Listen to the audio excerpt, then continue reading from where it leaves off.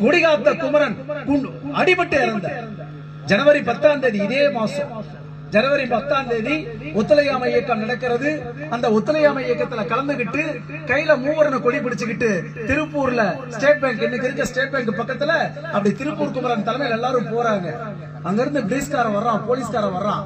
வந்த உடனே கொடியெல்லாம் கீழே போடுங்கிறான். போட மாட்டோம், வந்தே மாதரம் வந்தே மாத்திரங்கிறாங்க. தடி எடுத்தான், லத்தி ஓங்கி தலையில அடிச்சான். தலையில அடிச்ச உடனே மூளை கலங்குது. அவரால் ஒண்ணும் பண்ண முடியல, சாப்பிடல, வசதி இல்ல, ஏழ்மை குடும்பத்துல பிறந்தவர். அப்படியே நடுங்குறாரு. கையில அந்த கொடி மட்டும் பிடிச்சிட்டே இருக்கிறாரு. வந்தே மாதரம்ங்கிற மறுபடியும் அடிக்கிறான். இந்த இடத்துல ஷோல்டர்ல அடிக்கிறான். அப்பதான் கொடியை கீழே போடுவாரு. வந்தே மாதரம்ங்கிறார். அவருக்கு வலி வேதனை இருக்கு. நாமெல்லாம் அடிச்சா ஐயோ அம்மானு கத்துவோம். அவர் என்ன சொன்னார்? வந்தே மாதரம் வந்தே மாதரம் வந்தே மாதரம் சொல்லிட்டே இருக்கார். இவனை கொலை பண்ணாம விடக்கூடாது. மீண்டும் மீண்டும் தலையில அடிக்கிறான். மண்டை பிழக்குது.